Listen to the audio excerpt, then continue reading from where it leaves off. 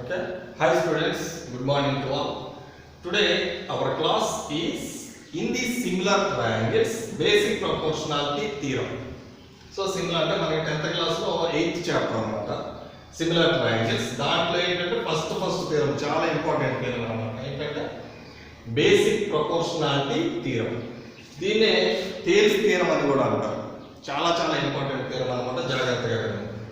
So first statement చూద్దాం. ఈ statement అనేది మనకి ఎప్పుడు ఎగ్జామ్లో ఈ స్టేట్మెంట్ కూడా మీరే నేర్చుకోవాలి, బై హార్ట్ చేయాల్సిన అవసరం ఉంటుంది.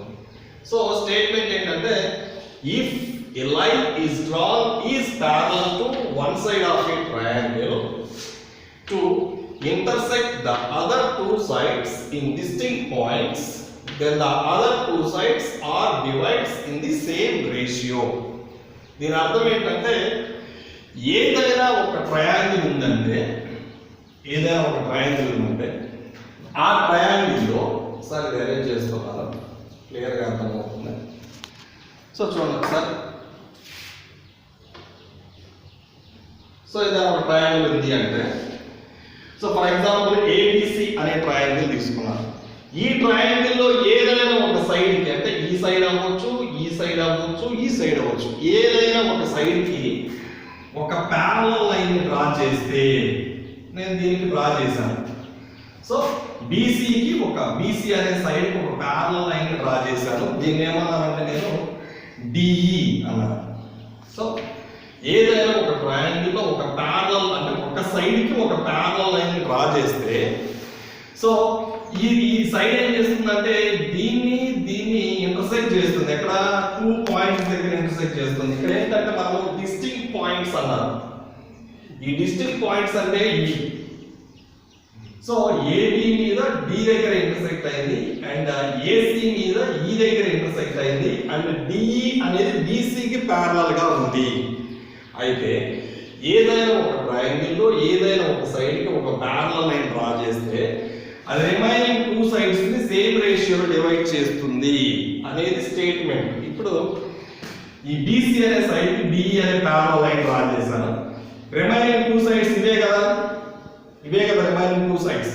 ఈ రిమైనింగ్ 2 సైడ్స్ లో ఈ సైడ్ మీద ఇక్కడ ఇంటర్సెక్ట్ చేసింది, ఈ సైడ్ ఏమో ఇక్కడ ఇంటర్సెక్ట్ చేసింది. అంటే దీన్ని 2 parts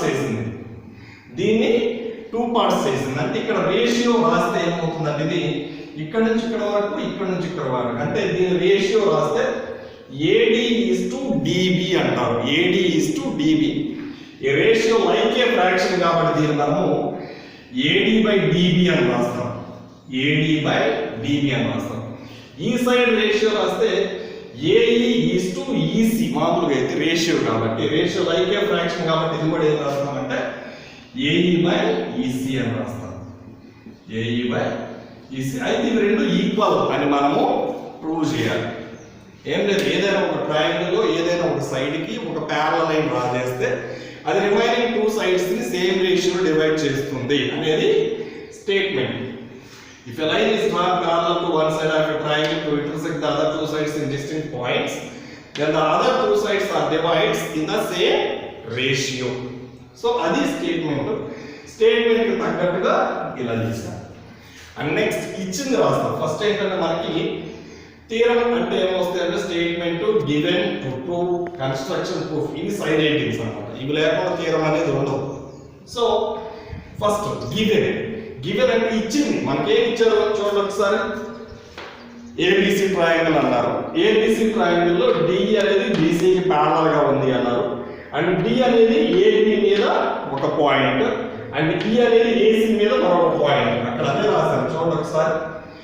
in the triangle ABC D is parallel to BC which intersect sides AB comma BC, sorry AB comma AC,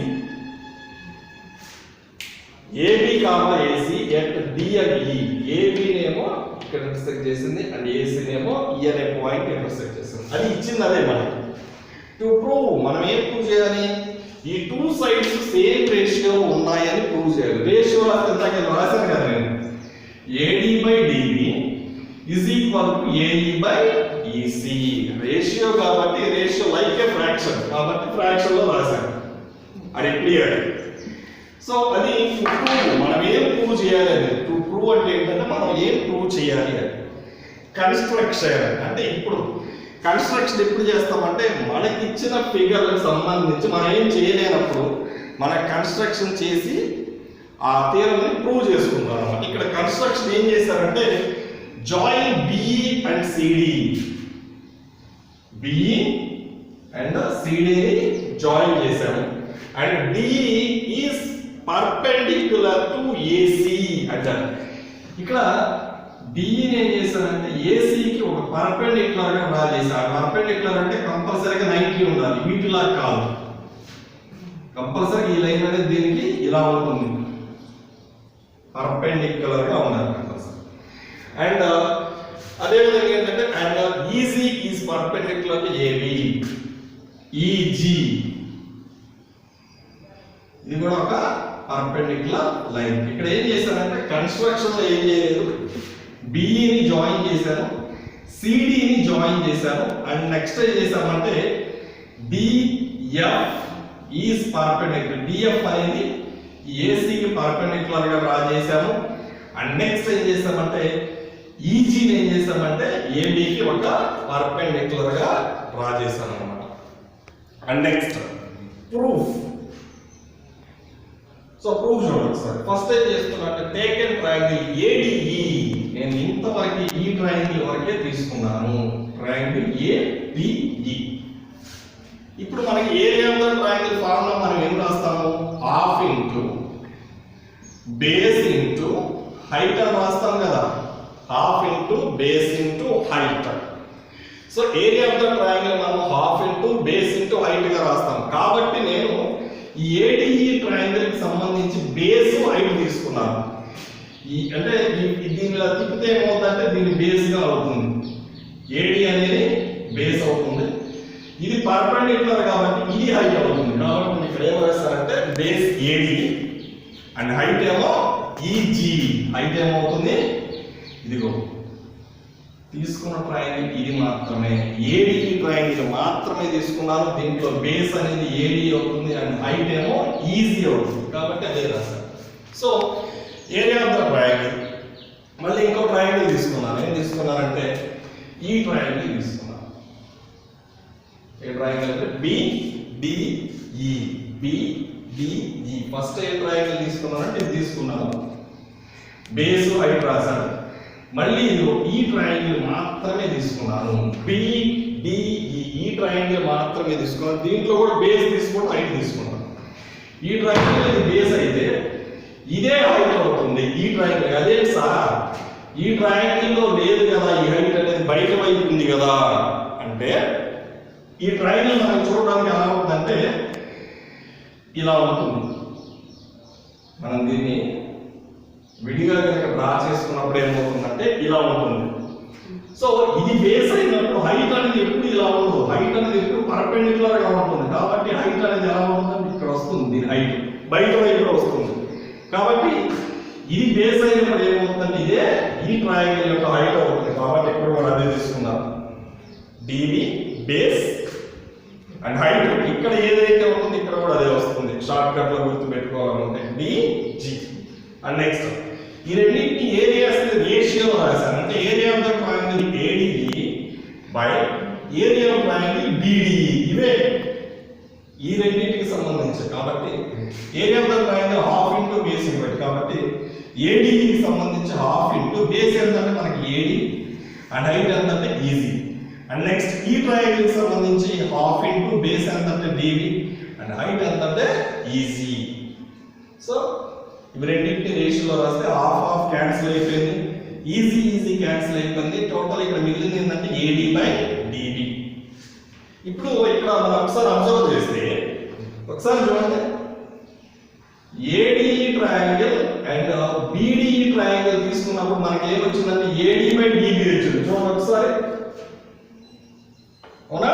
ఇదిగో ఏడి ట్రయాంగిల్ బిడి ట్రయాంగిల్ తీసుకున్నప్పుడు ఏడి బై డిబి వచ్చింది. మరి ఈసారి ఏం చేస్తుందంటే ఈ ట్రయాంగిల్ తీసుకుంటే ఈ సైడ్ ఇది రావా?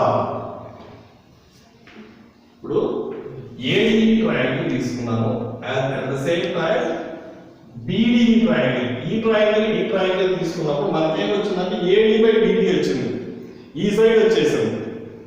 మళ్ళీ ఏడిఈ ట్రయాంగిల్ అండ్ ఈ ట్రయాంగిల్ తీసుకుంటే సో ఏఈ బై ఈసీ రాదా, అందుకే రాశారు. సింగులర్లీ area of triangle ADE by area of triangle CDE is equal to, ఇందాక ఇక్కడ ఇది బై ఇది వచ్చింది, ఇది బై ఇది వస్తుంది అంతే. కాబట్టి డైరెక్ట్ గా రాసేస్తాము AE by EC this is 2 అని చెప్పారు. ఇక్కడ 2 ట్రయాంగిల్స్ ఉన్నాయి, ఇదొక ట్రయాంగిల్ ఇదొక ట్రయాంగిల్ అండ్ ఇక్కడ ఈ 2 సైడ్స్ ఏంటంటే ఇక్కడ మనకి ప్యారలల్. ఈ 2 ట్రయాంగిల్స్ ఏంటంటే డిఈ అనేది కామన్ సైడ్ అన్నమాట. చూడండి ఒకసారి బిడిఈ అవునా, అండ్ నెక్స్ట్ వన్ సిడిఈ అంటే రెండింటిలో డిఈ ఉంది కదా, ఇక్కడ రాసాను.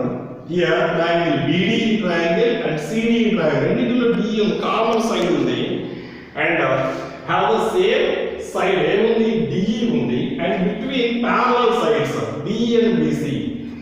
ఈ డిఈకి బిసికి మధ్యలో ఉన్నాయి ఇవి రెండు. ఏంటంటే ఈ 2 ట్రయాంగిల్స్ ఏంటంటే ఈ డిఈకి బిసికి మధ్యలో ఉండటం వల్ల ఆ 2 ట్రయాంగిల్స్ ఏమవుతాయి అంటే కాంగ్రుయెంట్ అవుతాయి, రెండు ఈక్వల్ అయిపోతాయి,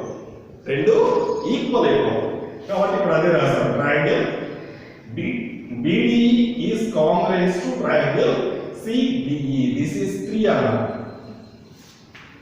ఫ్రమ్ 1 to 3 1 2 3 ఒకసారి అబ్జర్వ్ చేస్తే మనము ఒకసారి అబ్జర్వ్ చేయండి. ఈ ట్రయాంగిల్ తీసుకున్నప్పుడు ఏమైంది, ఏడి బై డిఈ వచ్చిందా అండ్ ఏడిఈ అండ్ సిడిఈ తీసుకున్నప్పుడు మనకేమొచ్చింది ఏఈ బై ఈసీ వచ్చిందా. అండ్ నెక్స్ట్ ఏమైందంటే ఇవి రెండు ఈక్వల్ కదా, అప్పుడు ఈ ట్రయాంగిల్ ఇప్పుడు ఈక్వల్ అయ్యాయి, ఈ 2 ట్రయాంగిల్స్ ఈక్వల్ అయ్యాయి, ఈ 2 ట్రయాంగిల్స్ ఈక్వల్ అయ్యాయి. ఈ 2 ట్రయాంగిల్స్ లో ఈ ట్రయాంగిల్ కామన్ కదా, కాబట్టి ఫ్రమ్ 1 to 3 మనం ఏం రాస్తామంటే 1 is equal to 2 AD by DB that is equal to AE by EC hence proved. ఇది చాలా చాలా ఇంపార్టెంట్ అన్నమాట.